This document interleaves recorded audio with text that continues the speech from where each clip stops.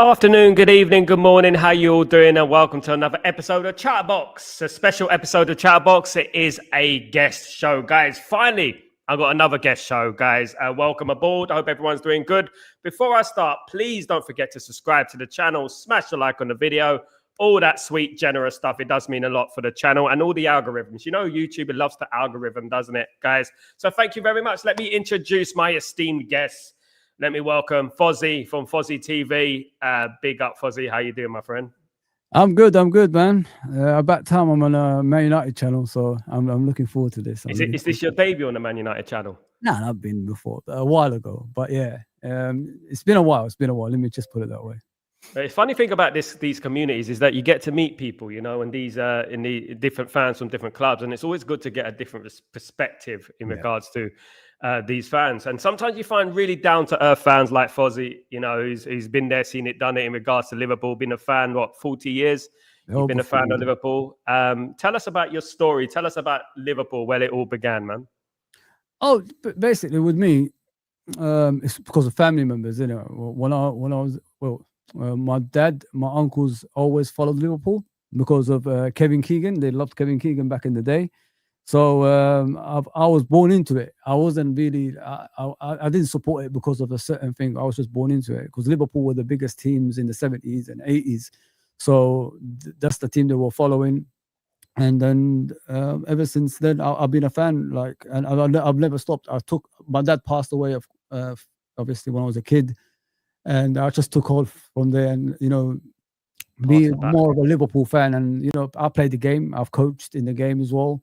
And yeah, I'm just a football person. I'm not like these other people that, you know, pretend to be football persons, but I am an actual football person. I watched every league when I was a kid. If the game's in Ecuador or Argentina or, you know, Brazil, Colombia, there's teams that they're playing good football. I still just watch football, you know, on a regular basis. And I've seen Maradona in his prime. I've seen Messi in his prime. I've seen Ronaldinho, Ronaldo's elder in their primes, Baggios as well. So every, you know, great player from the 80s onwards, I've seen them all in their prime. So yeah, man, been around for a long, long time around football, bro. Yeah, man, the best era, wasn't it? Late 80s, early 90s. What an era that was to be alive, man. What an era that was. You must have seen a lot, isn't it, in regards to Liverpool? I mean, there's these new school Liverpool fans out there that don't really understand the history and heritage of it, of the club, and they just by name they're Liverpool fans. It's like Chelsea fans and Arsenal fans as well. By name, they're just Arsenal and Chelsea fans, but they don't really grasp what the rivalry between Man United and Liverpool is, you know. And it does go back decades, you know, almost a century. It goes back, doesn't it? Ever since the wool and was it the sailing industry back in the old days?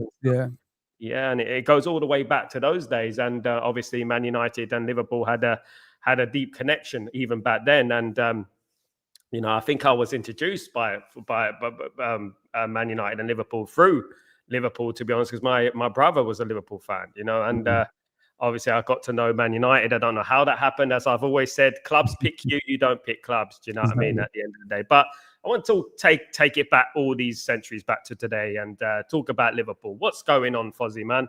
What's going on? Was it 6 out of 7? Something like that? Games you've lost. You've got a nice, easy game on Saturday. Including the Champions League and obviously the Cups as well. Yeah. We're in a bad predicament, my friend. You know what I mean? This is not the Liverpool that we expected this season, especially adding quality with quality. You look at the players that won the Premier League last season, the core team is there. And then you're adding the likes of Isak, Ekitike, Frimpong, and Kirkes and Wirtz into this team. You expect the team to play better than what we're seeing right now. Okay, we started the season great, 5 games in a row, but we won by the, you know, odd goal here and there.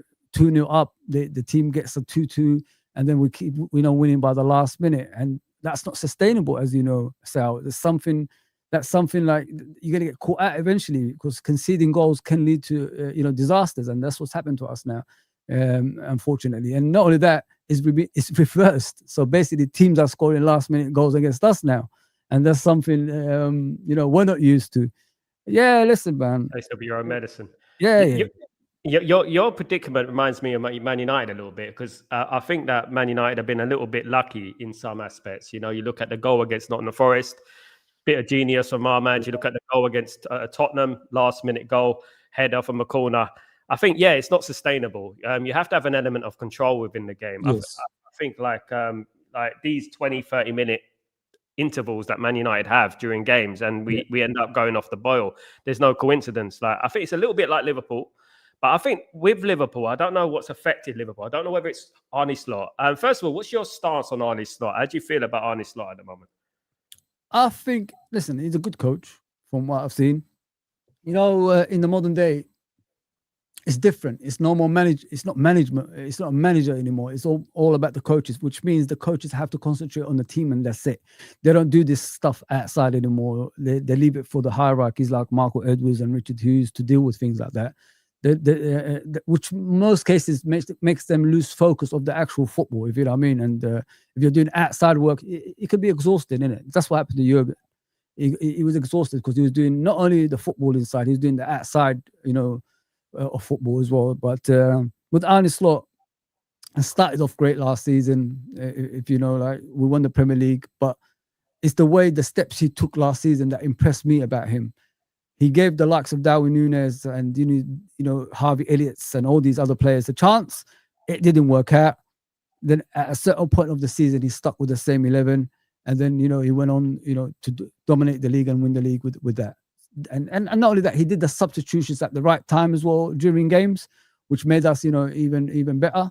But this season is the arrogance that makes me angry, because I don't think he's done enough of, you know, investigating the league as a whole. Because as you know, Sal, Man United have won 13 of the league titles. Retaining the league title is very, very, very tough. Yeah. And this is what he hasn't realized. There's one thing about the Premier League. When you win league titles, everybody goes after you. They don't go after second place. They don't look at Arsenal. They don't look at Man City. They look at the top. So this is what he hasn't prepared himself for. Hence why we're struggling this season. He disrespected the league with the arrogance. Dutch people have arrogance. Everybody knows that. And then he thought, like, you know, we won the league by 10 points last season. So, you know, we could go into this season, buy the new players, start them off straight away. And then during the season, we'll transition into the team that I want us to be, which is a possession team that could, you know, do a transition in that way. But no, it didn't work out that way. Every team have studied us. Every team has, you know, respected us in that way, which we haven't showed them. And everything is backfired. And now he's struggling to, you know, put a system out there that can get a winning, you know, momentum. And you know, you get what you deserve. When you disrespect the league, you get what you deserve. And this is what's happening to him this season. Absolutely. Let's just go through some of these comments, bro. Big up RJ, what's going on? Peace and blessings, everyone. Good to see you. Good afternoon, Talk of the Devil. Good to see you, Talk of the Devil. Good to see you again, my friend. All bars one. Good to see you, my friend. Good to see you again. And big up Kenny. Kenny with the full battery. I saw you on KG, Kenny. Don't think I didn't see you, mate. I am awake to these things. You know what I mean, Kenny? Kenny Fan TV. Kennergy, as they say. Big up, Kenny. Hope you're doing well. Stephen Maguire, big up, Sal and United fan. Get us midfielders and we will be fine. I think so. If life was perfect, as Liverpool's old jersey used to say, if Carlsberg did football. Emmerich, what's going on, my friend? Loving these regular YouTube lives. Big up, my friend. Good to see you, my guy. Lawrence, what's going on, my friend? I don't mind Liverpool, but winning the Premier League twice in 5 years is a significant achievement from far from a given. Absolutely. I mean, was it 2 in 5 years, isn't it now? It's 2 in 5 years you won. Now, that is, not in this day and age, like you look at the Premier League and every team has money now.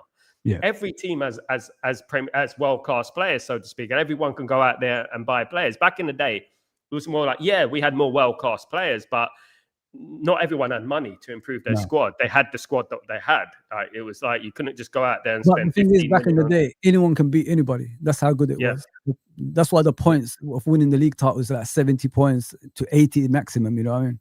6 defeats, wasn't it? Something like that. 6. Yep. I mean, I remember us winning the league was having 6 defeats.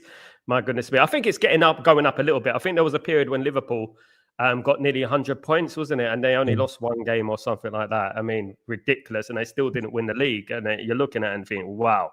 You know what I mean? In regards to football regression, bro, and I want to talk about actually what you just said there about Arne Slot. One thing I've noticed, I mean, even as a United fan, Jurgen Klopp had this certain aura about him. I don't know what it was, but it's a bit like when Jose Mourinho was the manager of Chelsea. I liked Jose Mourinho. I don't know why I liked him.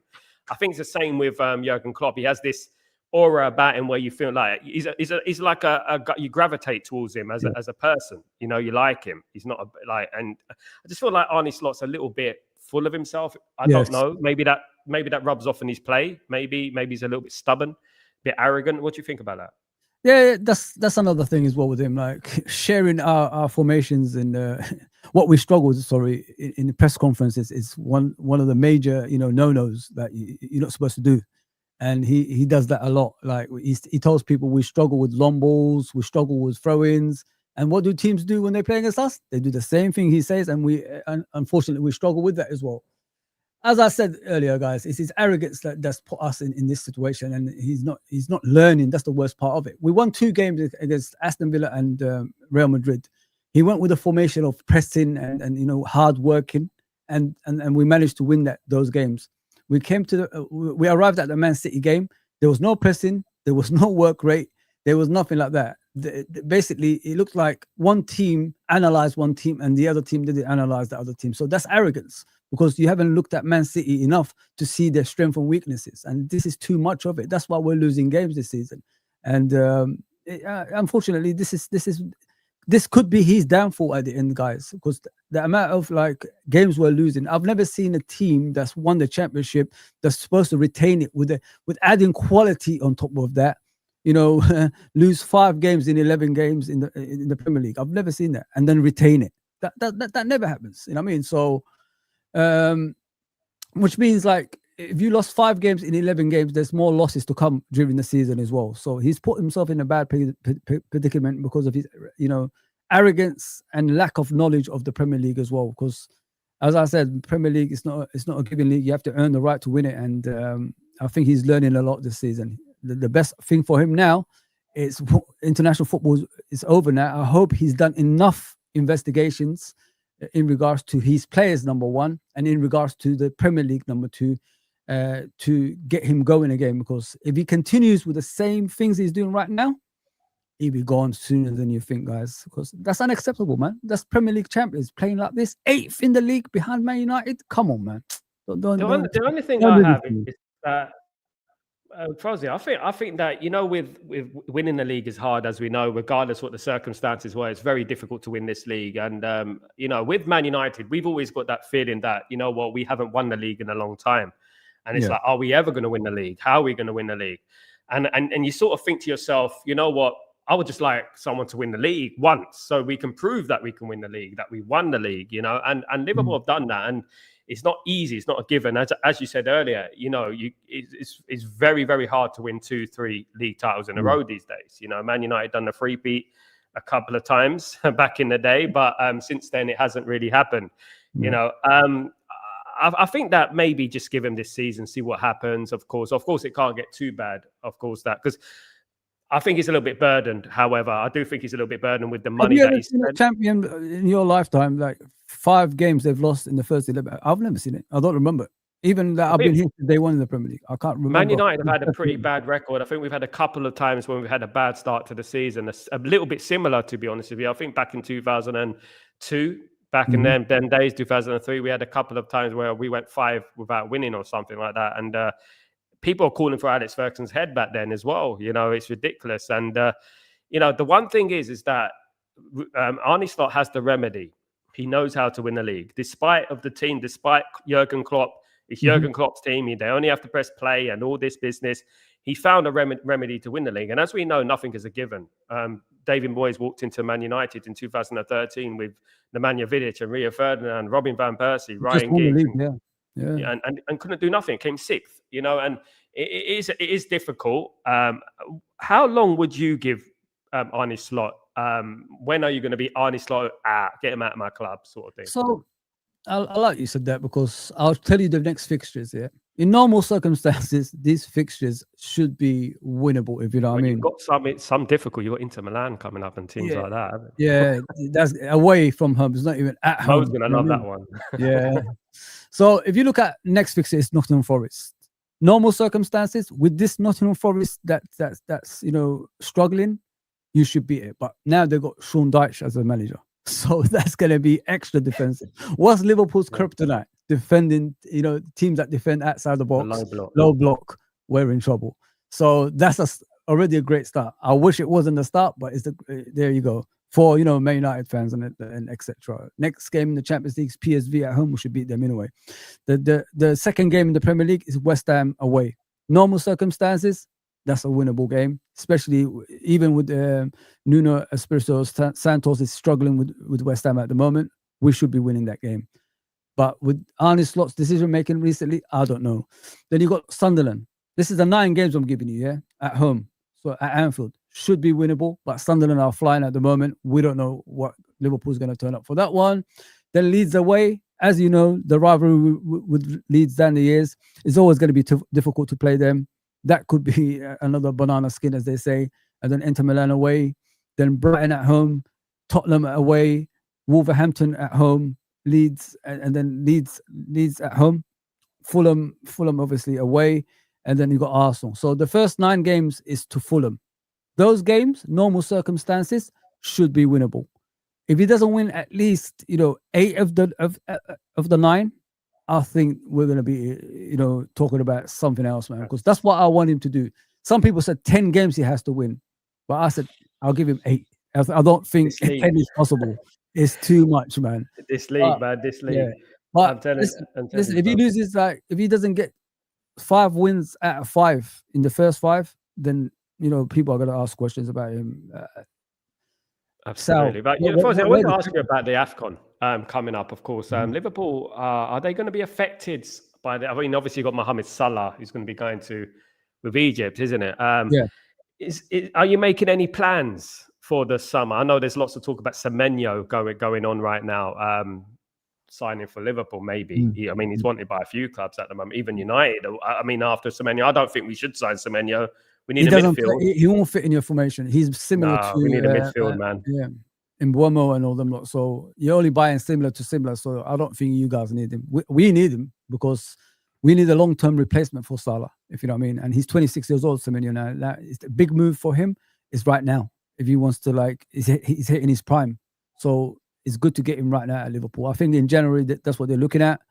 Him coming into the team can boost us in regards to making other players play better. You know what I mean, Sal? Like if Salah is going to the AFCON, he still will be there after January. I think around mid-January the AFCON finishes if they get through to the next round and all that stuff. And then Semenyo walks in through the door the 1st of January. Imagine we start getting a lot of wins together before Salah comes back and all that stuff. Then it's going to be difficult for him to get back in the team. And competition for places is the best thing, in my opinion, Sal. If you don't have that at a football club, players are too comfortable and they're too relaxed, to try on the pitch. So getting Semenyo through the door can be a threat to not only Salah's side, on the left side as well. As you guys know, he could play both sides and he's both-footed. And you don't even know if he's left-footed or right-footed. That's how good he is. So yeah. Listen, I'm all for Semenyo coming through the door. He'd be a dangerous one. He'd be dangerous. I mean, Liverpool spent a lot of money so far, but as we know, money doesn't guarantee success. It doesn't. I mean, in fact, it has the adverse effect. I think sometimes it's a bit like the Galactico effect, isn't it? It's when Real Madrid had all that money and they bought all the best players in the world. The way Man United are doing things now, Man United are going more for Premier League proven players. This is why I think Semenyo would be a great signing. Ages ago, you should have done this years ago, bro. All these, overpaid players that's coming to the end of their careers was never going to be sustainable. You was never going to be successful with that. Sorry, that's because those players have done it. Casemiro and all these guys have done it. Have done it before. With Real Madrid and all that stuff. What you need is a younger players hungry, that's going to give you that extra yard on the pitch and work hard for you guys to get back to where you belong, which is at the top of the table, not mid-table or the bottom where you finished last season, like 15th. Yeah, we need to reset the league. We need to reset it. Go back to default settings. That's what we need to do. And get rid of all those teams. Those teams that were given money. Those teams just given success. I mean, the respect I have for Liverpool and Arsenal, even though with the rivalry there, is that we built success organically, so to speak. And I know that Liverpool spent money, but they spent their own money. It wasn't like money that was given to them on the plate. You know what I mean? Like some teams and stuff like that. So. Yeah, look, with United, I mean, I'd be happy with a top 5 position this season. I think if we get in the top 5, we can build from there. It's going to be difficult, no doubt, especially with the AFCON coming. We're going to lose in Bremo and Ahmed and Mazruri. 3 of our best players we're going to be losing. It's crazy for us. Like, you know, we're going to have to go out there and buy some players. Talk of loan deals, Conor Gallagher deal happening probably. There's a couple of players out there that we've been looking at. I think we scouted about 100 players like just this last month, bro. So it is a little bit crazy at the moment in regards to the transfer window. But I think with Liverpool, do you feel, Fozi, that the Salah days are coming to the end, and you have to like sort of plan for the future without a Salah now? You have to start thinking about basing your team around Florian Wirtz, around the Ekitike, around these kind of players. Do you think it's more like thinking about the future now rather than just heavily relying on Salah all the time? I think people need to be careful with that. I mean, I think Salah can still give a lot in the next year or so. I think that's why they're going for Semenyo. I think this could be Salah's last season at Liverpool Football Club. If you're signing someone that's playing in the same position as the guy's already there, that means the guy that's already there probably ain't going to stay here for long, if you know what I mean. But then again, Semenyo is so good, he could play both sides, you know what I mean? So he could be playing on the left side and Salah playing on the right side. But I honestly think people need to be careful with Salah. Okay, he's not showing the form that he showed last season. With Salah, he never gets injured. So football can be demanding at times when you play too many games, you know what I mean, Sal? So maybe he needed a rest for a long time and we didn't give it to him. And, people are saying he's still suffering from the Diogo Jota, obviously, passing away, rest in peace, and things like that. So it can affect the player. Let's just be honest here. But if you're saying like he's coming to an end, I don't know. Imagine like all of a sudden he rocks up in the next few games and then starts scoring goals again. Are you going to talk about it coming to an end? No. So we've got to be careful how we go on about that. He signed a 2-year contract last summer. He's here for 2 years, they said. We've got to wait till next summer and see if Semenyo is his obviously long-term replacement. If not, he might stay. We don't know. We just don't know. At his age, he's hitting to 34. But the thing with Salah is, as many know, like he keeps himself, fresh. He doesn't do a lot of stuff outside football. He doesn't eat a lot of, rubbish or anything like that. He's always keeping himself fit, so he could have a longevity, in the football game. And but with me, I'm not that type of fan that's gonna say he's finished right now, bro. Because I've seen it before with Salah. He dropped off, then all of a sudden he comes back scoring goals again. The most dangerous Salah is the angry Salah. If you know what I mean. Once he starts getting 1 or 2 goals, that means he's going to go on a run. And I'm still expecting that to happen, to be fair, considering what he done last season. I think last season was the best individual season I've seen ever. I don't remember anyone doing what Salah's done last season on his own, to be fair. Absolutely. Let me just read through these comments. Sal, I like Ruben spoke about Ilman Ndiaye. I like him too, but isn't he going to AFCON with Senegal? Yes, he will be, most likely. He will be going to AFCON. There's a few players going to AFCON this. I'll be doing some watch-alongs for that. Guys, I'm a little bit nervous because obviously between the 21st of December and the 1st of January, there's no window. So we're going to lose the players and we're going to have to play with who we got, unfortunately. Lawrence, big up, Lawrence. How you doing, my friend? Hope you're doing well. But the team that came up against Real Madrid in the Champions League final, a whole different level of dynamism and excellent than recently. Oh, what you mean? The team that? Yeah, I mean, there was a couple of finals against Real Madrid. I'm thinking which one was it the Gareth Bale one or was it the one before? But I felt like Liverpool froze in those 2 finals, if I'm being honest. I didn't think they played to the best of their ability. I think the one that stuck out in my mind was the tactical foul by Ramos on Salah. Yeah. And I think that sort of disrupted Liverpool. I think actually Liverpool would have won that European Cup if Salah stayed fit on that pitch. I actually believe that. But Liverpool were a better team than I think Jurgen Klopp. I mean, anyone would want to play under Jurgen Klopp. Jurgen Klopp is the rock and roll of football, isn't he? He's like heavy metal football, wasn't it? He just gets the team buzzing.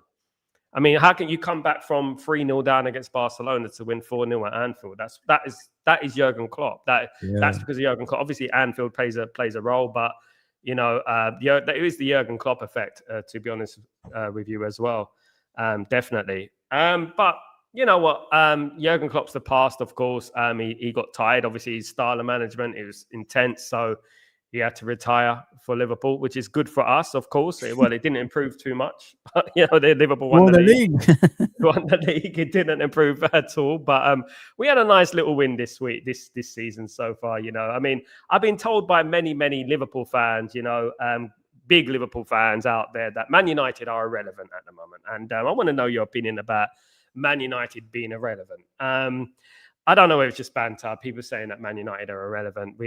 No one talks about Man United and stuff like that. Apparently, it's only Arsenal who get the hatred in the media. It's only Arsenal.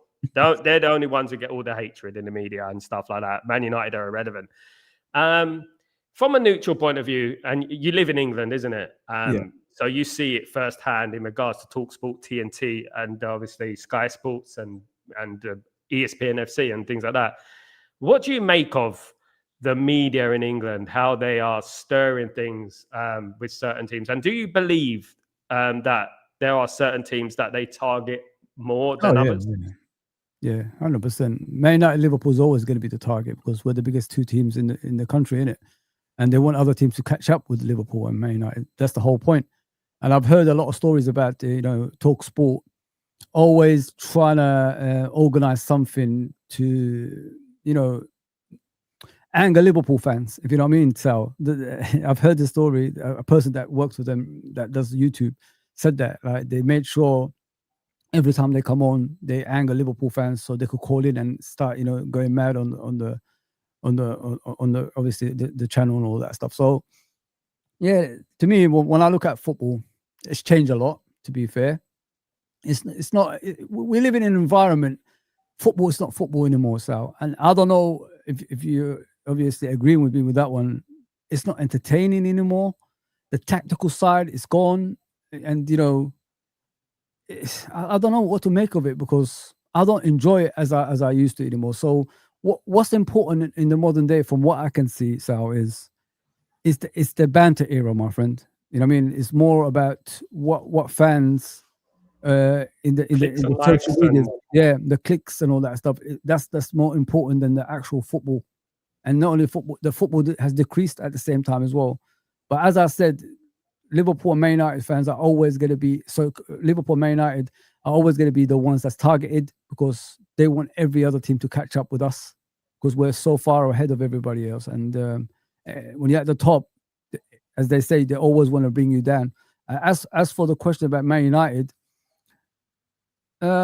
you are relevant because you're Man United at the end of the day. If people are taking their piss, it's because they're jealous. That's the whole point. I mean, you ain't got that many trophies for being irrelevant, do you really? So it's a work in progress at Man United. You've got a head coach that's trying something different, and finally the fan base have have a manager that they could relate to at the same time as well, Sal. Instead of a manager you want out every single time, because that's what you was going through. You kept on changing managers, like you changed shirts. It's crazy, man. I said, when are you going to settle with one and just accept it for where it is and start from zero, reset button? Sometimes you got to start from the bottom to go back to the top. And that's what, imagine you did this 7 years ago, 10 years ago. Where would you guys be right now? You know what I mean? Because the more years you waste, the more everybody gets older, the more everybody gets frustrated. That's how I see it. And that's what happened to us from the 90s onwards. 30 years we had to wait because we was getting frustrated every single time. Funny enough, I remember Liverpool's last win. I remember it quite well. And I remember the one you lost to Arsenal with Michael Thomas. I remember that one as well.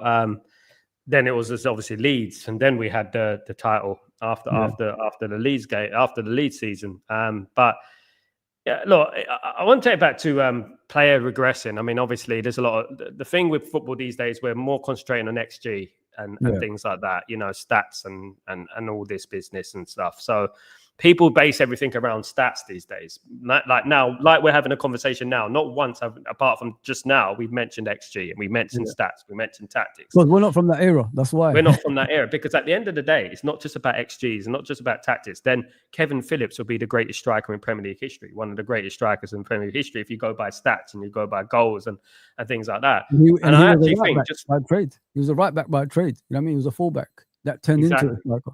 Exactly. So I think like for example, when Coutinho left Liverpool, Yeah. even for me, it was like, that's a big sell. Liverpool have lost a great player, blah, blah, blah. He had scored so many goals, so many assists, but it actually improved Liverpool at the time. And 100%. I've been talking about Bruno Fernandes, and I think Bruno Fernandes is a great player. He's capable of great moments. But at any given time, he would just let you down. He would go drifting off in his position, Yeah. and he actually affects the balance of the team. And I know he has good stats and he has good assists and stuff like that. But sometimes when you remove that player, it actually affects the team balance and that. But we're so 100%. infatuated with stats these days and XGs, and he's got this many goals, he's got that many goals. I mean, football doesn't deal with absolutes, and I've never believed that, And Yeah. I think this is where the originality is being taken away from football a little bit, and players are regressing. And we were talking about it this morning. We were talking about if Harry Kane gets injured, who have England got? Realistically, and you think about it and you think, where's the English strikers? Where are they? Because back in the day, obviously, we had Andy Cole, we had Robbie Fowler. Robbie Fowler was one of the greatest strikers I've ever seen, and he can't even get in he couldn't even get in the England team. Do you know what I mean? And this is what we're talking about. And yeah, it definitely has regressed, and I think that is partly to do with the way people analyze football these days. It's too robotic, iPads and stuff like that, and I think sometimes you just need to enjoy it. I think Alex Ferguson always used to use the quote before they left the pitch: "Go out and enjoy it." Enjoy it, and because it's football at the end of the day, it's a sport, it's football, and yeah, as you said, it's all stats, XGs, banter, likes. I got the better over you. My opinion's right, your opinion's wrong, and that's what it's about. And I spoke about this morning. I said I used to be, whether I was at Liverpool Lime Street, I was at Manchester Piccadilly.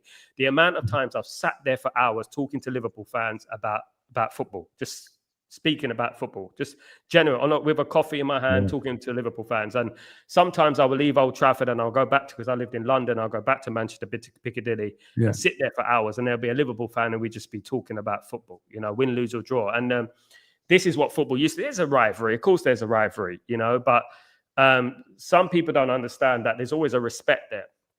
There is always a respect. Sometimes we go overboard. Some of the songs and the chants are a little bit overboard, in my opinion. But, that's just a few of them, isn't it? But, yeah, definitely, man. I hope we can get back to that feeling of football again, that love for football again, that excitement that we used to get. The beauty of the game. They call it the beautiful game, innit, for a reason. It's no longer the beautiful game from what I see, Sal, to be fair. Sorry about that. Go on, mate. No, that's all right. Definitely. It's not the beautiful game anymore. And, I was saying, if someone like Javid Ginola was playing now, he would be 120 million pound player. That's what he's saying. He wasn't good enough to play in that. But I want to talk about Liverpool of the past, all right? I mean, comparison. Liverpool didn't have their greatest era between 1995 and 2000, probably around that time when you had Bjornaby and you had obviously Patrick Berger and Stan Collymore, Robbie Fowler, of course, Steve McManaman. I look at that team and I think, that team, that's better than this team. I don't know about it. I just look at it and I think there's more quality in the John Barnes. There's more quality in that team than there is in the Liverpool team today. I don't know what you think about that, but obviously Man United is Man United. Man United were champions. Man United were doing things. But I just feel like that Liverpool team will probably win the league now. I think it was to do with the management, to be fair, mate. I mean, we had Roy Evans, Mr. Nice Guy, Liverpool through and through, coming through the boot room. Never should have been a manager, because if he was that good of a manager, what other team did he manage after Liverpool? Nobody. So he was, I think, assistant for Wales, in it, something like that. And the Toshak, the ex-Liverpool player, Toshak, Keegan and Toshak, whatever which way you want to go about it. Wales for the World Cup. Yeah. So it was just, I think after Kenny, the management. Listen, Kenny quit and opened up a lot of floodgates, to be fair, man, especially for you guys. If Kenny didn't quit and things didn't go as it did with Hillsborough and Heysel and all that stuff, I think we could have dominated for years to come, because the way Kenny was moving, the signings he was making, like John Barnes and that stuff, he could have set up another generation, if you know what I mean. And he was don't forget, he was a player manager, the only player manager to win the league, if you know what I mean. It was actually a shock he got the job, wasn't it? Yeah. At the time? Fagan left, and then they needed someone. They asked Kenny to be the manager. More, even though Graham Souness was still around, outside the football club, he could have been a manager as well. But those teams could have, but under the right management, I say they could have. But Roy Evans was never going to win you a league title. He's won the Coca-Cola Cup with that Millennium final and all that stuff. Other than that, he brought nothing for us as a head coach, as a manager. And the players were walking all over him, mate. Spice Boys, as you remember the final when Cantona scored that volley outside the box. Yeah. What was that all about, though? Come on. I mean, Liverpool wearing cream suits, man. What were they thinking? They know that they're going to put themselves under pressure. You're playing Man United. It's a derby. It's historical, Why would you go there in a cream suit with a red tie? Arrogance and no. You did have a kit like that, though, mind you.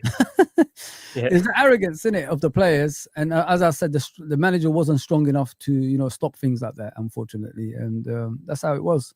As I said, if Kenny stayed on, would there still be Fergie? I don't think there would have been Fergie if those things didn't happen. That made Kenny quit Liverpool. What I said at the time was I was crying when Kenny left. To be fair, what I said, why don't we just give him 6 months off and then bring him back? Let Ronnie Moran take over for a bit and then bring Kenny back instead of trying to bring in other managers like Graham Souness came, tried to change things, tried to make it continental stuff, dietary and all that stuff. Too early in those days, didn't work out.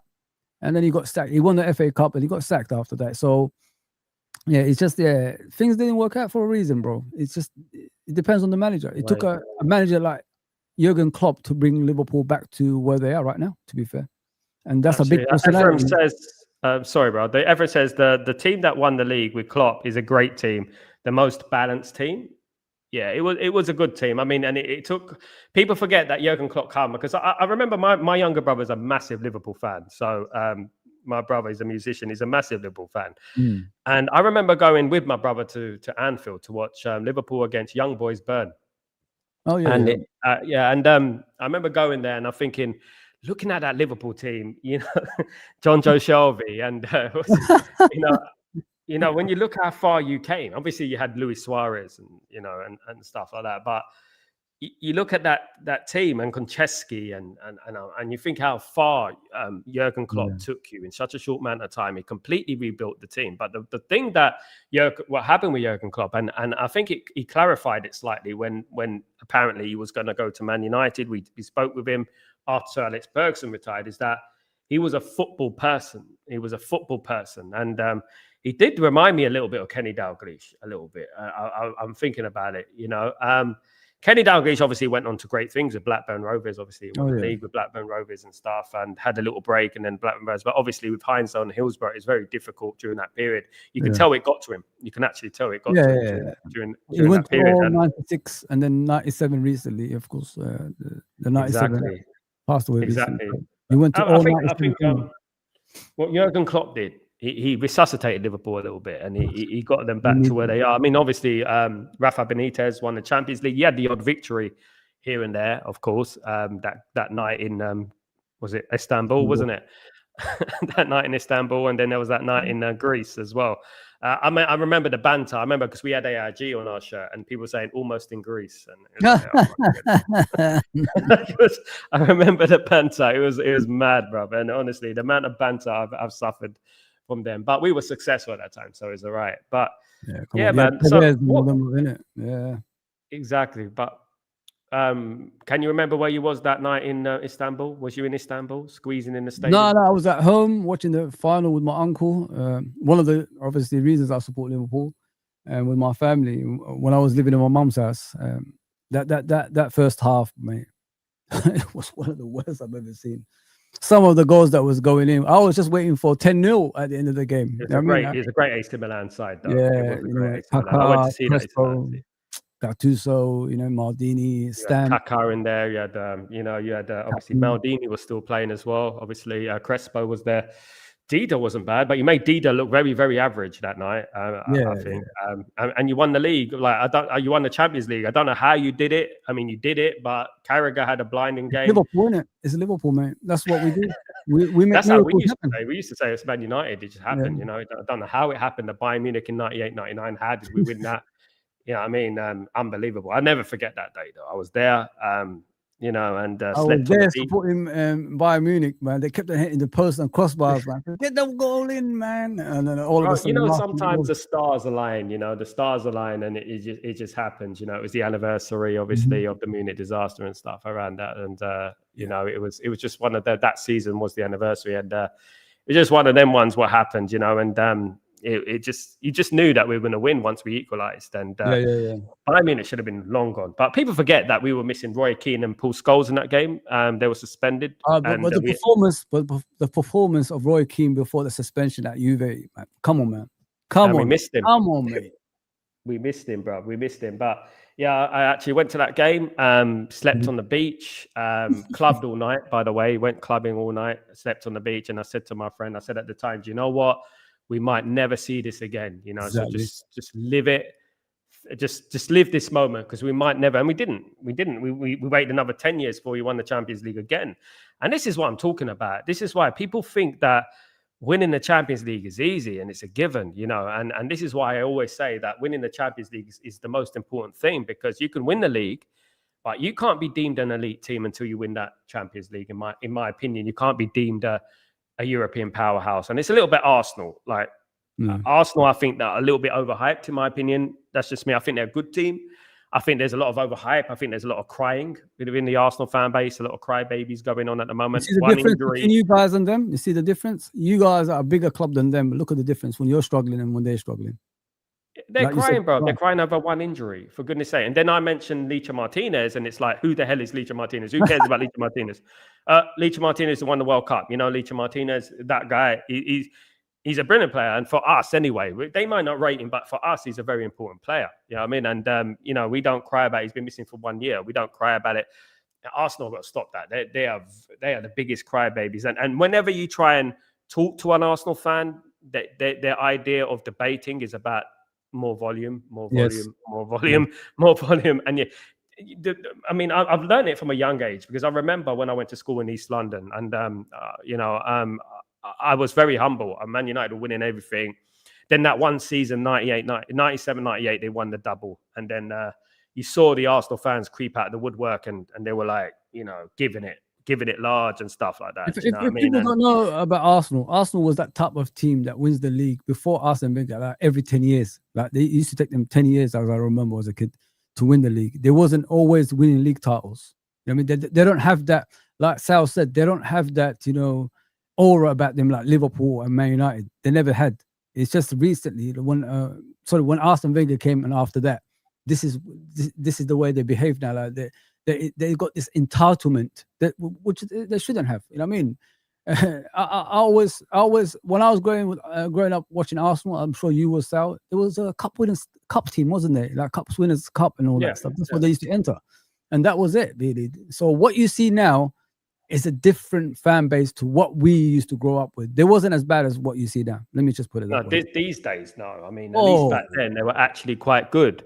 I mean, back then, look, I don't even think this Arsenal team's the best Arsenal team I've ever seen. I think the best Arsenal team I've seen is probably 1998, probably. I thought that was the best team that I saw. But I like the one with Anelka. I like that one as well. Bergkamp, it's a good team. Yeah, that was 98. That was they won the league in 98. Obviously, the one where he went around the Blackburn. Yeah, Petit and Vieira in the midfield. Yeah, that was a good team, and that team was being built over time. And I felt that was the best team I remember. But obviously, they raised the levels there. Man United raised the levels the next season, and then obviously there was the Invincible season, which was obviously a thing. I mean, obviously there's a lot of love for Arsenal, and fair enough. People love them. They're scary and whatever. You know what I mean? And I think there's a lot of love for them, but I get crucified when I say they have to win a European trophy. They have to win. Right? Everybody else doesn't. Well, Liverpool is part of an elite. You know what I mean? There's Real Madrid, there's AC Milan, there's Liverpool and Bayern Munich. We're the third in Europe. If you're not part of that elite teams, like who's won a Champions League, you can't really talk to everybody else, because that's an important trophy. If you put the Premier League and the Champions League side by side, you should be choosing the Champions League, because that's the best in Europe, and then you go on to become the best in the world. In the Premier League, you just become a Premier League champion. That's it. There's nothing else after that. So that's why you need that trophy in your cabinet to talk, to have the chest to talk. and they don't have that. Any European trophy. Like you talk about, I spoke about this to an Arsenal fan the other day, and I was saying that, mate, listen, your European legacy is losing 4-0 to Chelsea in the final, mate.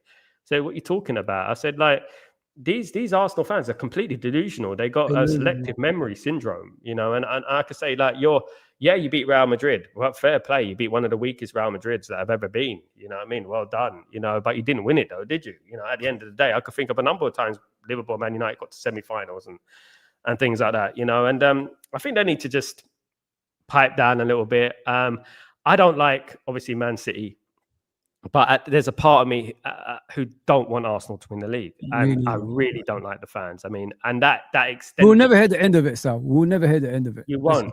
Honestly, they're still talking about 1978 when I was younger. Now they're talking about the double in 98 and talk about invisible. It's too much, man. What's the European Cup? First of all, talk about European Cups, man. Instead of talking about invisibles every single time, man. Because even Chelsea have got a European Cup. You know what I mean? In London, I think that's the only team that has a European Cup like Champions League.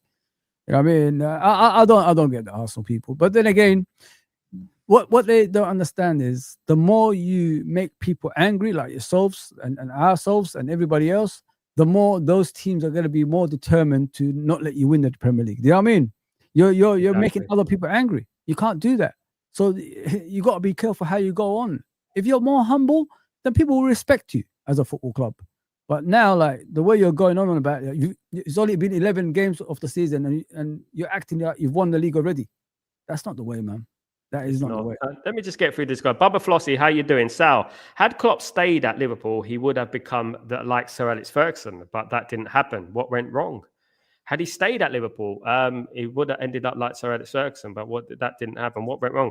A team called Manchester City with endless pockets and deep pockets happened. That's what happened. Yeah. Look, I'm speaking of a realist here. I think of things objectively. If Jurgen came now, I think he would have been successful. I honestly think that. It depends. Like Sal said, it depends on the eras. Unfortunately, Jurgen came a year before Pep Guardiola, and Man City already spent that money. So it was always going to be difficult for him, especially, Pep Guardiola, who's considered the best manager probably all time next to Ferguson. When you got something like that and money at the same time, it's going to be difficult for anyone, Sal. Anyone, mate. Exactly. If he came now and had 10 years now, I think Jurgen could have been on a lot of titles. I honestly think that. Kenny, expected assists. That's what we're dealing with these days, Kenny. Expected assists and stuff. Expected goals. That's what they say. Just do the bloody, put the ball in the bucket. United definitely need hungry players. Couldn't agree more. Yes, United do need hungry players. Definitely, mate. Definitely. Trust me. Let me see. Ephraim. If not for that City side, Liverpool would win more than one. Yeah, of course they would have. 9 times out of 10. But then again, I don't like to think hypotheticals, because Man United in some season would have been relegated last season. So you know what I mean? Yeah, if the bottom 3 played better than what they're doing, Man United could have been in the bottom 3. Yeah, definitely. So Arsenal have so many players injured now. I mean, I don't get that, because at the end of the day, I mean, I've been gaslighted into thinking that Arsenal have the best squad in the league, and we're going to be fine now because we've got the biggest squad in the league, and blah blah blah. For crying out loud, everyone has injuries, man. Everyone has injuries. We have injuries. We've got injuries up until we got Sesko out now. We're going to have to play the false number 9 as well. Everyone has injuries. You don't hear a pin drop, but I'm seeing streams dedicated to Gabriel. Gabriel is injured. Oh my goodness, Gabriel is injured. What are we gonna do? Gabriel is injured. I mean, they got Hinsab in Cape, isn't it? They got Calafiore as well. Timber. Yeah, exactly. And Mascara as well. That Mascara guy they bought in the summer. Yeah, Mascara as well. I mean, you can't have it both ways. This is the thing. You can't say that. Oh, we got such a big squad now. It doesn't really matter if we've got injuries. We're ready. We're prepared now. I don't want to be hearing pre-excuses. I don't want to hear it. Like, at the end of the day, you don't win the league 6 years. That's it. You're not won anything, and that's about it. Look, Arteta's done a fantastic job at Arsenal. Hate to talk about Arsenal, but I've been bombarded with Arsenal stuff over this last week. Arteta's done a great job at Arsenal. Arsenal are a banter team. He's made them into a competing team, but he has to win something. $1 billion you spent, you have to win something. That's underrated. He has to win something. Now, even during my music times when I was working in music, I say 80% of people within the music industry were big Arsenal fans. And obviously the industry with music and the news industry, entertainment industry is all intertwined into each other. So I know that Arsenal are not hard done by. There's no agenda against Arsenal. I mean, I know that people like to, I don't say kiss Arsenal's backside, but they do, because obviously Arsenal got a huge fan base and it gets interaction, it gets clicks, it gets that and stuff like that. But look, I actually think Man City might catch them. I don't know why. I think they will catch them. It depends on the game of the weekend as well, because Newcastle is not a place Man City always win, and if they get a convincing result against Newcastle at St James's Park, I think Arsenal should be worried. I think that's how. Absolutely. So I want to go into this. I haven't got any graphics up or anything, but I want you to pick between Man United and Liverpool, your combined. Let's do a 4-4-2, an old school formation. Your combined Manchester United versus Liverpool. I want you to take your Liverpool hat off and put it to one side for a little bit. I know it's hard. It's very hard, mate. Very and I know what you're going to say. You're going to say Sammy Hupia, and blah blah blah. Not really. I like them, but I don't think they were all like as good as what we have right now and before that as well. You know what I mean? Nah, so this might get clipped, but anyway, the goalkeeper, it's got to be Schmeichel, isn't it? Come on, man. Yeah, I mean, have you ever seen someone like Alisson in your life? I mean, for years they've been saying Edison is better, and when that defense left Man City, look at Edison, it got exposed. You know what I mean? When balls are going at him, Alisson has to be, man. To me, Alisson's the best goal. I've seen them all, mate. I've seen them all. I love Schmeichel, obviously. If I'm neutral, if I'm not, Schmeichel. I'm writing this down, Yeah, Schmeichel. I'm gonna count every single player, like how many Liverpool players you're gonna get. Right back. What's going on the right back? Gary Neville, definitely, isn't it? What are you talking about? Well, Trent can't defend, but Trent is dynamic, man. I've never seen a player like Trent in my life from a right back position. But you know who the better player is, so you got to put Trent there. I think Gary Neville. The thing with Gary Neville, I think he was a bit like right back. That's what he is, isn't he? So he had Ronaldo and he had Beckham to support him as well. To be honest, he had those two players to support him all his career. I love Schmeichel's, but Alisson is a different breed, man. I've never seen anything like this. If you watch him like consistently, then you understand. I watch both of them, but I've never seen as good as a goalkeeper as Alisson. One-on-ones, shot stop, everything, man. He's powerful, bro. It's just unfortunate. I've seen Schmeichel. I've seen all of them. I mean, I've seen Tim Flowers and I've seen all of them. But right. So we've got Alisson and Trent. So 100% so far. Centre back, right centre back. Who's going in there? I'm going to leave that to you. I'm not going to say any names. A lot of people say Rio Ferdinand. The stamp was freaking rock solid, man. That guy. Oh man, Stamp was rock solid. But bear in mind that Vidic won 2 Player of the Year at Man United. The only defender to do so. Stamp was rock solid, bro. Nobody could get past him when he was at your club. Yeah, I agree. So you're saying Stamp then? Yeah, I'm going to take that whilst I'm hot. No. Vidic is fine. Vidic is fine. You want Stam? I'm going to put Stam. I agree with you. I think Stam's highly underrated. The only thing with Stam, he didn't stay long enough. Longevity, that's it. If he stayed longer, he would have been probably the best player in the Premier League defensive wise. So left side of centre back. I know you're going to pick. There's only one, man. I know you're going to pick. He's going to be. Centre back in Premier League history. Come on, man. The guy who never loses anything. The guy who never sweats. Left back for you. I'm going to go through these, isn't it? I'm going to do a little graphic afterwards and stuff like that. And then I'm going to say your team. Your greatest Premier terrible left backs down the years, bro. Robbo is great. I love Dennis Irwin back in the day. I really. People underestimate how good Dennis Irwin was. Dennis Irwin. Free kicks, bro. The free kicks, penalties, assists. Can play right back, left back. He was incredible. Yeah, I mean Dennis Irwin. Take Dennis Irwin, bro. Take him. I'm not gonna speak about Dennis Irwin. Only the ones who watch him know Dennis Irwin. So right, I'm gonna do a 4-4-2. So we ain't had that many. We ain't had that many, but Keane. Yeah, it's Keane. Yeah. Well, you guys won 13 Premier League titles. The whole team should be Man United. In normal circumstances, yeah. I'm being very, very. quality of the players, man. You could say Alonso as a DM. You know what I'm saying? And look how he turned out. Oh, that's true. You know, Alonso. Listen, let's not insult Alonso. He was brilliant, man. Even went to Real Madrid and he done good, but he wasn't a proper CDM. I don't think he was more like a Carrick sort of thing. Can get that ball, passing, making the ball move a lot. Yeah, unbelievable. Attacking midfielder central. Scholesy. I know what you're going to say. It's no point. No, it's Gerrard, but Scholes. Are we playing 3 in the midfield or what? We're going to play 4-4-2, but Keane's going to be like an anchor man, and we're going to have an attacking midfielder, left wing, right wing, and 2 strikers. It's got to be Gerrard and Keane, isn't it? It's got to be, man. It's got to be. All right. Love Scholes. No love his technical ability. It's like asking, does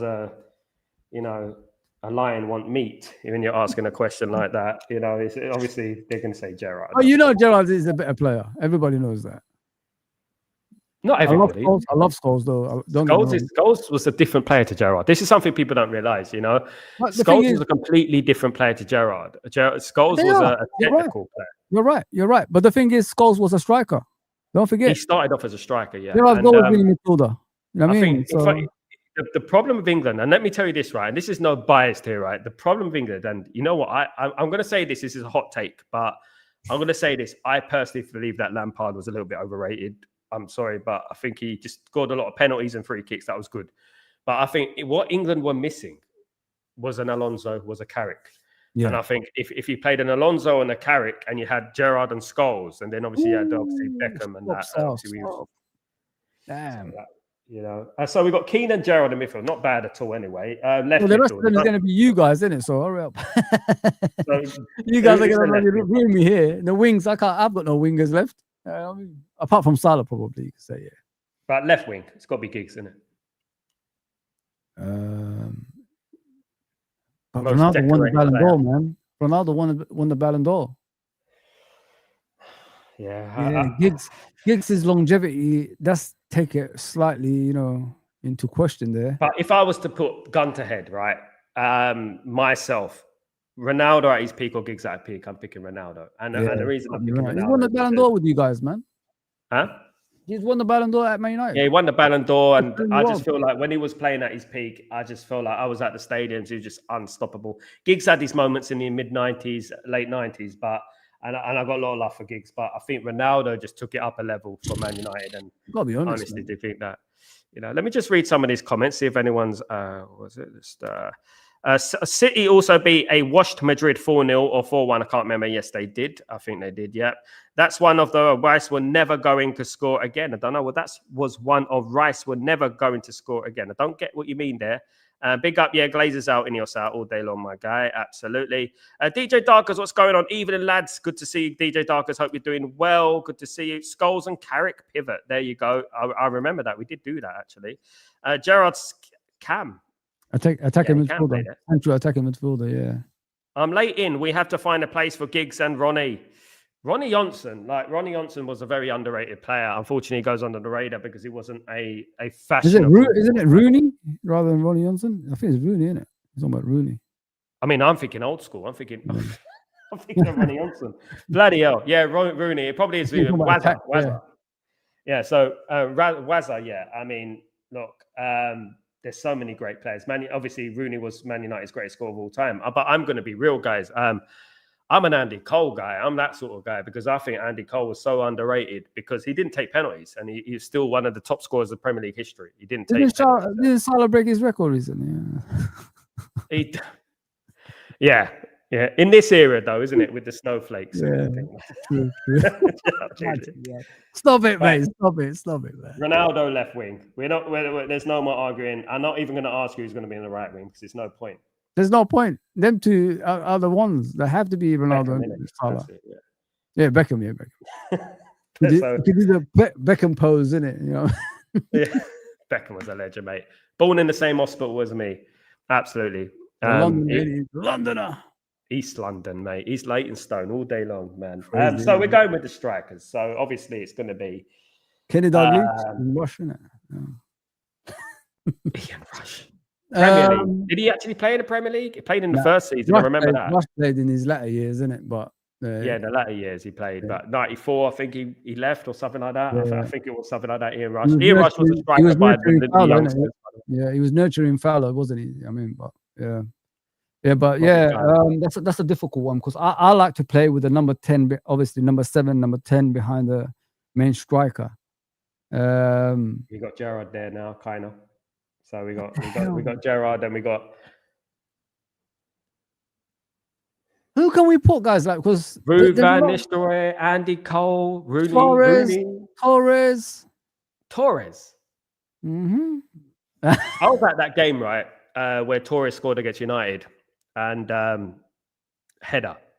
I was right behind the goal, front row. I couldn't believe how he managed to get so high. If you see it close up, you see it close up. I'm at the Stretford end. I'm at the front row. That's where I used to sit. I mean, we won the game 2-1. Jason Park scored, but Kite crossed the ball to Torres, and he managed to jump, and he managed to get his head so back and go poof, like that on the run as well, and it just sort of looped in the goal, and I couldn't believe that. I thought that was world class.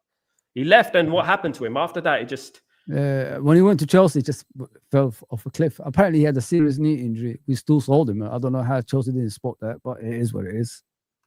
Ronaldo left midfielder, Rooney striker. Giggs left. Giggs right midfielder.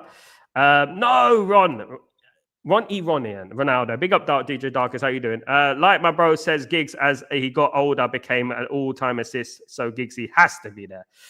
I think it was squeezing water. Over Ronaldo? I don't know, man. But Ronaldo won the Ballon d'Or, guys. That's the best player in the world. Yeah, he won the three-peat as well. I'll be honest. And he won the three-peat as well. So, Dwight York. Now, I want to say something about Man United. Not many people talk about it, but Alex Ferguson was a genius, okay? And don't know about Alex Ferguson did make other players look better. I would say man management. Right? It's called man management, bro. That's what it's like called. Dwight York wouldn't fit into anyone. Like, he was okay for Aston Villa. And I want to be honest with you guys. In 98, 99, when we signed Dwight York, I wasn't that enthusiastic. I wasn't that excited. I was like, we should have got Batistuta. We should have got Kluivert. We got Dwight York. But because Alex Ferguson was a genius, he created this telepathy between Andy Cole and Dwight York, which it just seemed to work. I mean, I don't know whether it was luck. I don't know what it was, but they seemed to get it off. My brother, this is why I say about man management styles of head coaches. That's why they are the best. The greatest managers, that's why they're the best, because they will make you believe you're Superman. That's how good they are. They will make you believe you can fly right now and save the world. That's how good man management is. And this is what this game is missing at the moment, in my opinion. There ain't that many man managers. I like Ruben Amorim so much. I think he's that guy. I think if he's given a chance, he will be all right. He'll be good for Man United. That's why I believe in him. Suarez's teeth was offside. I love that. Don't say that, Kenny. He'll bite you, bro. He'll come back and bite you. You know, if Luis Suarez put his if Luis Suarez put his tooth underneath the pillow, he'll have enough money to buy a car. That guy, he had the horse teeth, man. Horse teeth, mate. I'm telling you, man. Listen, mate. If you got a nail that needs to come out of a piece of wood, just get his head. It'll come up. Sorry, guys. Look, it's not his fault, but he's got money. What a player, though. What a player. If you ask me, Rooney, Suarez is the best overall. Like, obviously, Suarez, there was one point when Suarez was unplayable. Unplayable, mate. Yeah, so let's put Suarez. I'll be kind to you, man. I'm going to put Suarez. No, it's okay. It's okay. It's his longevity. You don't have to be in. Rooney should be there. Not him. I agree. Yeah, I agree. Rooney should be there. The number 9, I've got issue with at the moment. Don't forget that Bobby Firmino done. Eric Cantona. You can put there. You can put Dwight York, Andy Cole, Ruud van Nistelrooy. Eric Cantona there. How many years? Oh, Mark Hughes, the volley king. Come on, man. I used to love Mark Hughes, man. This is when football wasn't tribalism. When you used to watch other teams and admire them. That guy scored so many overhead kicks, it became a normal goal. You know what I mean? We just expected it every week. You know what I mean? That's how good Mark Hughes was. The volley king. That's what we used to call him. Yeah, what a player. Yeah, but the number 9 is a difficult one, bro. So it's Dion Dublin there, yeah. I remember he played for you guys as well. Yeah, he did. He was a centre back by trade, by the way. He was a centre back by trade. Yeah, he played for centre back for England a couple of times. He actually got in the '98 World Cup squad. I don't know what Glenn Hoddle was actually thinking about there with Gaza and all that. I don't know what happened there, but yeah, he didn't get in the squad, did he, Gaza? Ruud van Nistelrooy should have went there. Should have went. I think. Yeah, I thought Van Nistelrooy. Players like Dublin. Come on, I mean. Gaza was a generational man, and I think England probably would have. Sal, do you like? Are you hurt by it? Because I'm hurt because Gaza was around my time as well. People don't talk about him much as a footballer, like how good he was. Because they mention every other English player, but they don't mention him. Why? Because this is the problem I don't like about football these days. There's so much, recency bias that goes on. It's unbelievable. I'm telling you right now. Man United almost signed Gaza way back before he signed for Tottenham. He almost signed Gaza. And if Man United signed Gaza, Man United would be the Real Madrid. They would be winning everything if they signed Gaza. And mentally, Ferguson would have sorted them out. Look at the players. He would have sorted them out. It would have been an absolute... I mean, Man United would have won so many things. I mean, it was difficult in back them days. This is what people don't understand. Back in them days, you couldn't just play any team you wanted in the Champions League. You had to play a certain quota of homegrown players back then. You couldn't just play your team. Man City wouldn't survive these days. Do you know what I mean? And them days. Imagine like Man United signed him, mate. That would be freaking amazing. Apparently, Man United tried to sign Ian Rush as well. Ian Rush tried to sign John Barnes as well. Yeah, before Liverpool. Yeah. Can you imagine? Crazy. Can you imagine that happened? Can you imagine John Barnes going to Man United? What a player John Barnes was, though. John Barnes was, you know what I mean? Apart from rapping, he was it was like Giggs and Beckham rolled into one, innit? That's what it was. Yeah, he could run out people pace. Powerhouse. The crosses, Sal. Goodness gracious. Yeah, it's just the fact that, one thing I like about them days, right, is that despite our rivalry, I always take it back to 1995, right? I always take it back to 1995 because Liverpool beat Blackburn, right? And they could have easily just surrendered to Blackburn, let Blackburn win the league. It's Kenny Dalglish as well. Yeah, but no, they won. And it was only because of us. We didn't beat West Ham. We didn't get one goal against West Ham. But you guys, look what you guys done in recent years, Sal. Come on, mate. Fold into Man City at home and all that stuff. Come on, bro. Crap. You guys do it a different way, man. You guys roll differently, man. We done it a professional way. We actually beat these days, people don't know the morality. Newcastle, don't forget the 4-3 Newcastle as well, when they were way ahead of you guys. Remember? Yeah, I remember that very, very well. Colin closing in. Yeah, man. I remember it. I remember all that for you guys, but when it's the other way around, we've got to throw this game today. I don't know. I don't know if we've ever had the chance to throw a game. I don't know if we know how to throw a game, to be honest with you. But yeah, look. But back then, there was a different morality about things. There was different. Like you play. That is it. You play. Even though it was like Liverpool fans didn't want Man United to win the league. Of course they didn't. And you still won the game. And, even obviously Jamie Redknapp with that free kick, he didn't celebrate. It was like, I'm going to help Man United win the league. And 9 times out of 10, Man United would have beaten West Ham, but Ludwig McCloskey became prime. One of those games, One of them games. And that's why we never forgive West Ham. West Ham have cost us a couple of league titles. 2 league titles they've cost us, West Ham. Jokers, man. Honest to God, they always do it. They always do it to the big teams. They've done it to us a few times, But it is what it is. But the striker is Rooney, and who's the final striker, mate? Who are you going to put?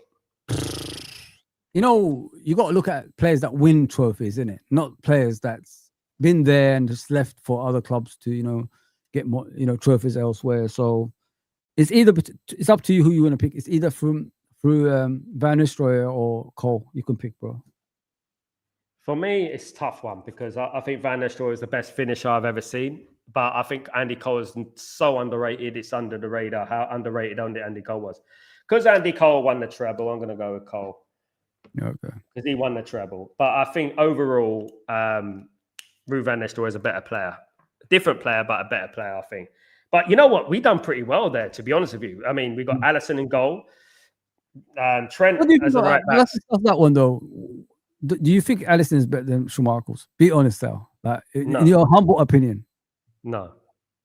So what's the difference? What makes Schmeichel slightly better than, or whatever? Because Schmeichel could single-handedly dig you out of a hole without anything. I think Liverpool, when you look at, for example, Man United back in them days, for example, the Champions League final in 99, if it wasn't for Schmeichel, we're losing that game 4-1.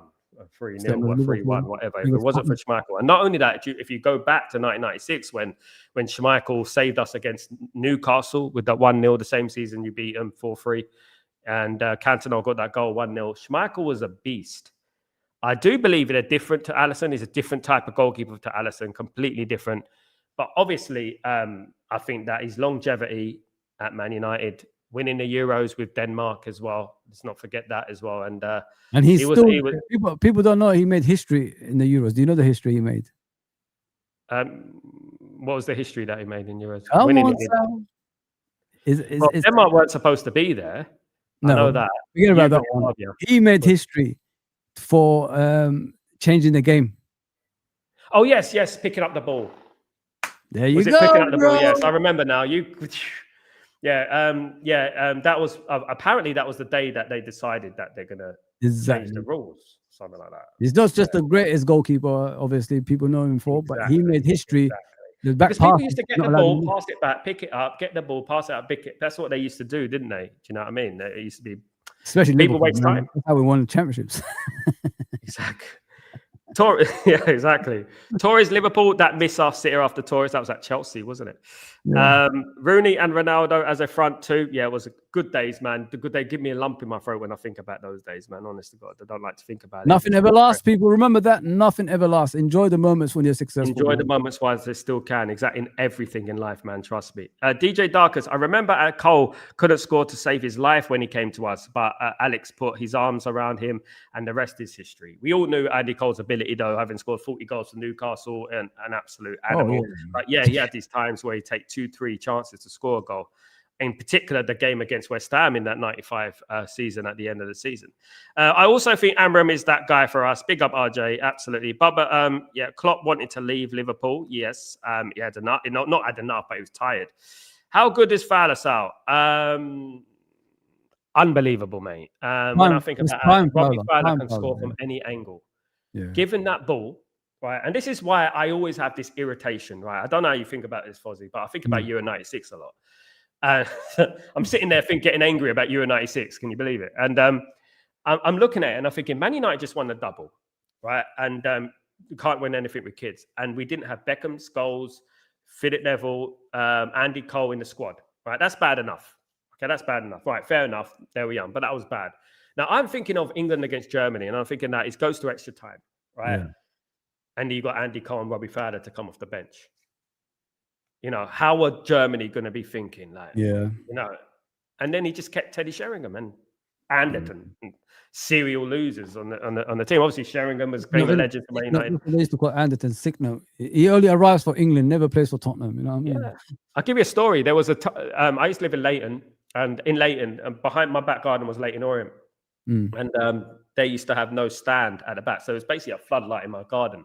And Tottenham youth team used to go to Leighton Orient. And I was sitting there. I was reading Match magazine. You remember that? Match. Yeah. And I was just sitting there. And all of a sudden I heard boom, like this. I go, what was that? And I stood up and I looked out my window. And all I see is this ball bouncing in my garden. Boof, boof, boof, boof, boof. I looked up. It's Darren Anderton. Down Anderton. And then 3 weeks later, he's scoring against Colombia in the World Cup.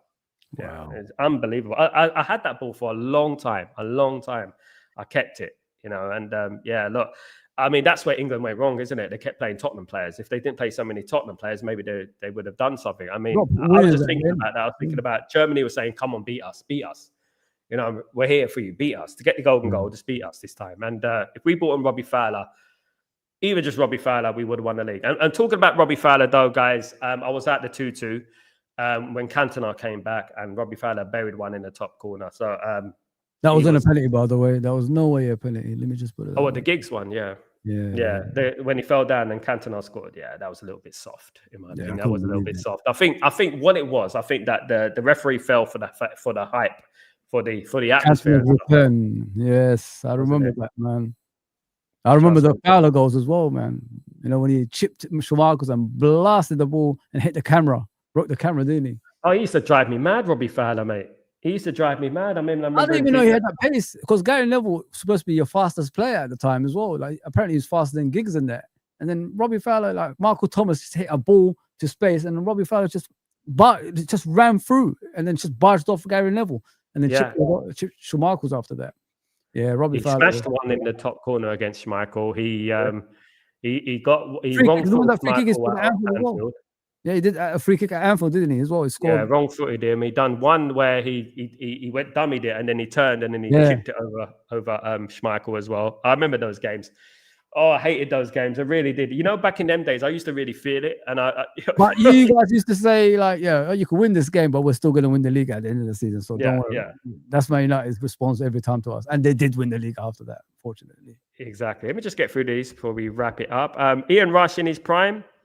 Yes. Oh, unstoppable, man. Unstoppable. Very. I mean, this is what I'm talking about, guys. This is where's the strikers gone? We're just talking about strikers off the cuff here. We're just talking about strikers, all these strikers that we ain't even spoke about half of them, you know, and we're just talking about strikers off the cuff. Where are these strikers these days? You know, where are they these days? Do you know what I mean? They're coming back. By the looks of football nowadays, that tiki-taka has disappeared now, isn't it? We're going all long balls and all that stuff now. So I'm sure the strikers are coming back now. Yeah. Throw-ins, yeah. I mean, that could be a sign of progression or decline. I mean, teams are playing like Stoke now, isn't it? We're going back to the Stone Ages in regards to that. My bro is right. Fergie would have sorted Gaza out. Gaza would have been the best player in the world by far. 100%. Definitely. Paul Gaza was different level, Lee, compared to England players. I mean, if you look at England players now, Paul Gascoigne is, I mean, unbelievable. Levels above, man. Levels above. Van Nistelrooy was ruthless finisher on the box. I mean, the one thing people don't understand about Ruud van Nistelrooy, because I was front row behind the Stretford end, and I was right behind the goal for 8 years, something like that. And the power that Ruud van Nistelrooy used to get in his kicks, like, boom. It's just like, you don't hear it on the TV. It's just like incredible. I kind of watched Liverpool after we sold Paul Ince to them. He tried to cost us a treble, Paul Ince. I won't forgive him for that. He celebrated. He celebrated as well, like he won the professional player, guys. Come on, man. He's a professional player. Yeah, professional. I mean, look at the way he did it. Like, my goodness me, it's like he just won the lottery. He was like going in the crowd, this and that. Come on. To the almost cost us. Thanks to Hasselbank. You see, some of us done it. You know, thank you, Hasselbank. RJ, Sal, how good was Jean-Pierre Papin? Very good. Very good. I didn't see much of him. Didn't see much of him. Classy. That was great player. Great striker. He played at Marseille, and then he moved to AC Milan. Won them Champions League, didn't he? Yeah, great player. Great player. One of the best strikers of the 90s. Let me just put it that way. Great memory, sir. Absolutely, man. Absolutely, all day long. Remember Robbie sniffing it? Yeah, why did he do that? My goodness me. But let me tell you something about that's what they said to him, innit? That's what the Everton fans said to him, innit? Because they said to him, he's a snowflake, innit? And then he said, okay, I'll show you. I mean, that's what he did. Yeah, look, with me, I'm one of them guys, right? I just feel like there's so much self-righteousness these days, you know, selective outrage that goes on in this world these days. And, you know, I don't mind these things. I don't really care, you know, like even back then I said, well, so what? You know, come on, look, you're all innocent. Of course you are. You know what I mean? He's just doing it as a jest. Just have a bit of fun, you know? I mean, I found it weird that, you know, it's like when Gaza, when he scored against Scotland and they done the alcohol thing and stuff like that, and like that, you know, it's just, I felt it's fun. I thought football was just fun. Football was just memorable. Everything about it was memorable. Very sensitive players, aren't they? They're very.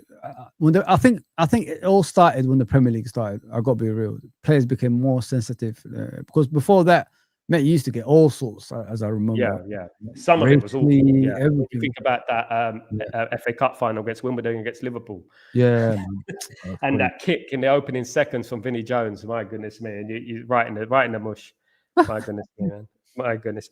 Sal, Neymar can make World Cup, but also America time is so late here to watch. It's late for me as well in Abu Dhabi at the moment, mate. Neymar? Neymar, man. Nah, man. Nah, he's overrated. He destroyed Brazil, man. That's why Brazil. What's this revisionism about Neymar? I mean, I don't know. I don't know what to see. I honestly don't. You know what Neymar reminds me of when I watch him? The Nelsons, Robinho's. That's what he reminds me of. One-trick merchant. I mean, I don't see anything else. He's not an important player that changes games and titles. No. He has good PRs like Marcus Rashford. Has good PR. And South Africa win the World Cup. Oh my God, look at the scenes. My God, if South Africa win the World Cup, I'll shave off my eyebrows and my hair in the stream. I'll support Man United. You know what I mean? I'll change, man. My liege. Fozi, you heard it here first. Fozi will be a Man United fan if South Africa won the World Cup. You know that's not going to happen, is it, guys? So allow that, man. They'll get relegated from League One. You know what I mean? I'll probably wear a Man United top. That's as far as I go. Indeed, let's have a laugh, man. Big up DJ Darkus. Big up yourself. Still can't stand the playoffs for the World Cup. It's hard. It's hard. It's hard. You have to play one playoff, go to a semi-final, and then the final. Football's finished, man. I love this, man. Football died after '98 World Cup, man. What? I mean, come on, man. Like, you got 6 teams who qualify, a team of 10 in South America, and then you 7th place team go to a playoff, and they play in the Middle Eastern team. It's ridiculous, man. Come on. You know, I don't know how Argentina won the last World Cup. I'm still like trying to find process in my brain. That team that lost to Saudi Arabia has won the World Cup. How? It was rigged, bro. They sell it out for them. They sell it out for them. Because Messi has to win a World Cup. This is what you're going to sacrifice. Yeah, they said it before the tournament that Messi has to win it. You know, he has to win. I mean, that handball against Holland. I mean, goodness gracious me. Here's the stress. All right, guys, I want to thank everyone for joining us today. It was a great discussion, guys. We will be doing this more often. Sorry about the 1 hour late I was today because I had to do a couple of things. But I want to thank Fozi TV. Go and follow Fozi TV. His link is in the description, guys. Go and subscribe and all that. I know he's a Liverpool fan, but it's good to... No. It's not just for Liverpool anymore. It's for everybody now on this channel. It's Fozi TV. I'll have my opinion, my honest opinions about other teams as well. I'm not going to debate. And that's what you want. You want to have that. Broadens your horizons. You know what I mean? Like today, you know what I mean? And a little bit of education for some people today. It was fun, man. It's really good. All right, Fozi, take it easy, my friend. And guys, thank you. Don't forget to subscribe to the channel, smash a like, all that sweet, lovely stuff. You absolute legends. Take it easy. I'm Sal, and this is Chatterbox. See you soon, guys. Peace.